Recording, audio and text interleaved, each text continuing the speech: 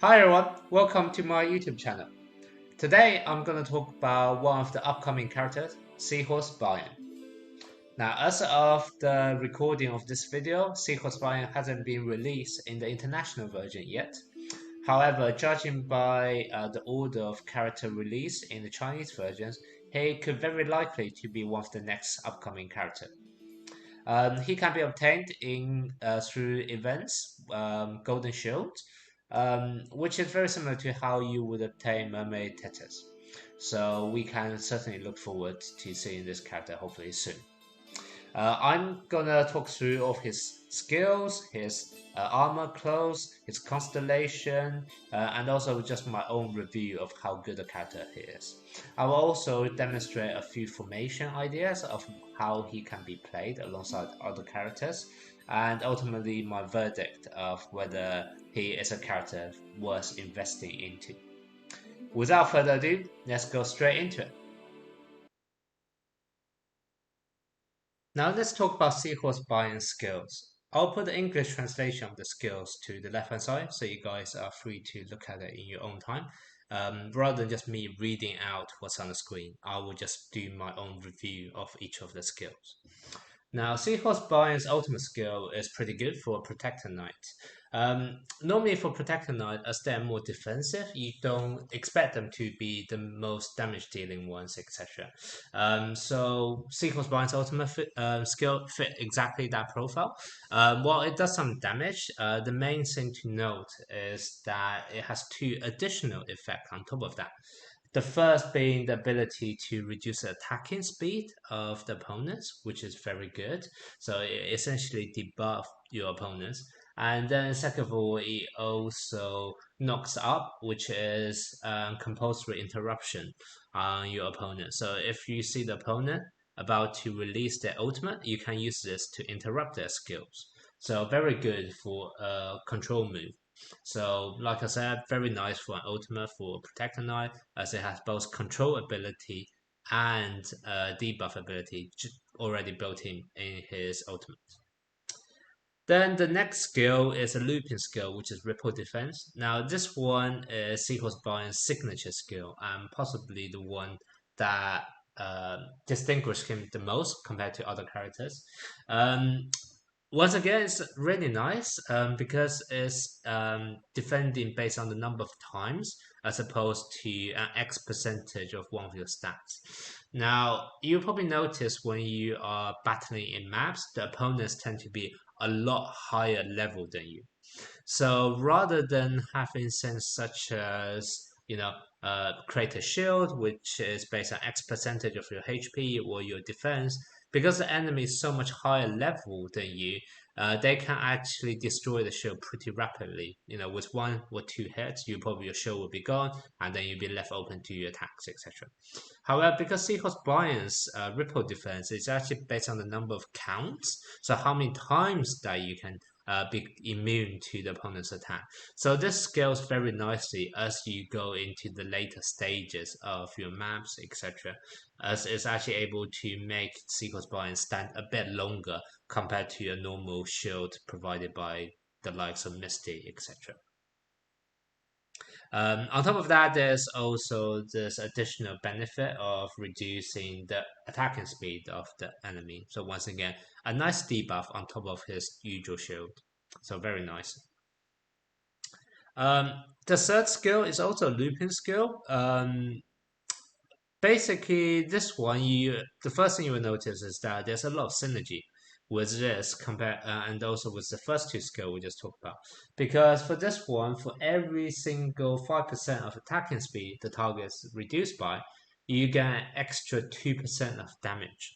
And if you notice, both of the two skills earlier that I mentioned, they both have this additional effect of reducing the enemy's attacking speed.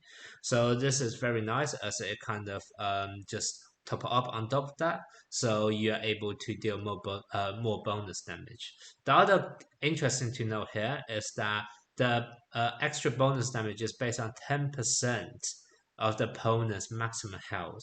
So just like what I mentioned earlier about how this scales with enemies level, if you think about Seahorse Baian being a protector knight, normally who will be attacking opponents front line who are also protector knights with really high defense, etc.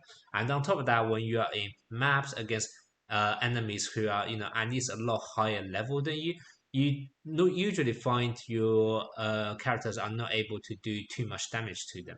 So this ability to scale based on your opponent's stats rather than your own stats is also very nice. And especially considering you'll be facing off against Protector Knights who typically have high defense, are hard to deal damage to. This 10% extra bonus based on maximum health is actually pretty incredible. Lastly, we have another skill which is the posture of Seahorse. This is by far the weakest skill out of all Seahorse Baian's toolkit, in my opinion. Because generally, when you are in front of your enemies on HP, that tend to mean you're actually winning in the battle. So when you're already winning the battle, I don't really care about increasing my defense even further. So this basically in reality just make you win your battles by a larger margin for the battles that you're already going to win. However, it's not able to really help you much in more closely even fights for when the ones you are behind and you're trying to flip for a win. So definitely the weakest skill for Seahorse Baian. The clothes with armor is very important for Seahorse Baian, and I will tell you why. At level 1 and level 10, it's not such a big deal because all it does is it recovers your health under Seahorse posture. And as I mentioned earlier, what that means is that you're just winning by a large amount when in the games that you're already going to win. It doesn't really help you to flip any matches. However, at level 30 of the close, that's really when Seahorse Baian reaches full potential, as now Ripple Defense will also be applied to your other frontline ally. What this is really good at is that normally if we think about formation building, you typically have to bring two very defensive or two protector knights up front in your formation. Especially in maps when you're facing against enemies much higher level. Like a lot of times even the protectors won't be able to sustain too many hits up front, let alone if you put a slightly more squishy character.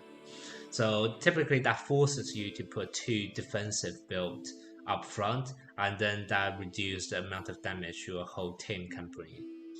However, because Seahorse Baian would be able to apply his Ripple Defense with his level 30 close, this actually gives quite a lot of defensive potential to your other front row ally, and actually allows you to bring a character who is not super defensive by himself.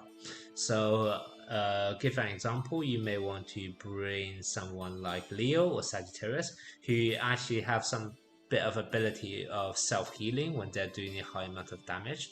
Now, normally, if you just put them up front by themselves, they would just be wiped out by enemy after a few hits. They will be wiped out before they even get their ultimate charge up and therefore recover their health. However, with this Seahorse Baian's ability, you sometimes can let them sustain a bit longer so that they can actually then self-recover. And because Ripple Defense is a looping skill, it does happen quite often in the game. So if you apply this at the right time along with your other frontline allies recovery move, etc., you actually find out that you are able to bring a more all-rounded character rather than a protector in your other slot up front. And that's really what makes Seahorse Baian really unique, is that his ability allows you to bring in a lot more flexibility in your formation. So regardless whether you have many characters in your box, or maybe you do have a lot of characters and therefore you want to play around with different formations, etc. Seahorse Baian allow you to do that by not worrying too much about whether your other frontline character can survive. So this is definitely the best trait for Seahorse Baian, and often that's where I see Seahorse Baians will get utilized the most, is that ability to bring out full damage dealer and just Seahorse Baian himself being the only defensive knight in a formation. So very good characteristic, and I would definitely say that level 30 close is the absolute minimum requirement if you want to build a Seahorse Baian.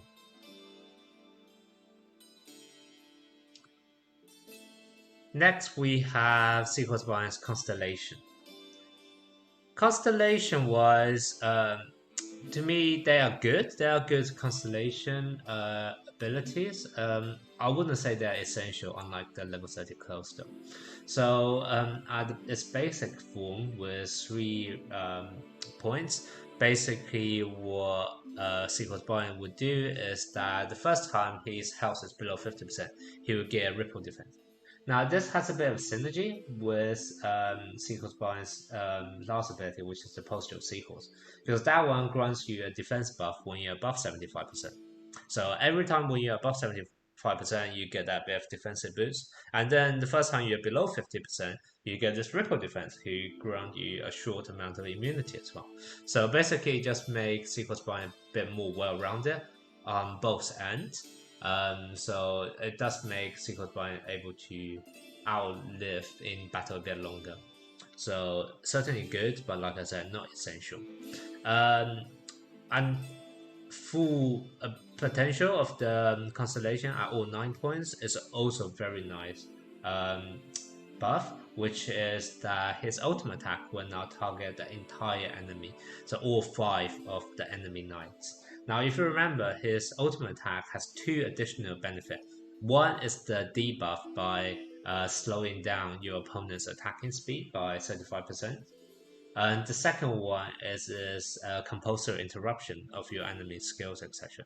So this is very good if you're able to target the entire enemy lineup, all 5 of their knights. Because now, for example, if you see any of the opponents about to release an ultimate, you can say, okay, let me use Sequence Baian's ultimate to mandatory interrupt them. So very good compulsory interruption there. And also because it debuffed the entire enemy lineup, that's also very good. It turns Sequence Baian into a bit of a semi-support knight as well. So once again, also very good power jump.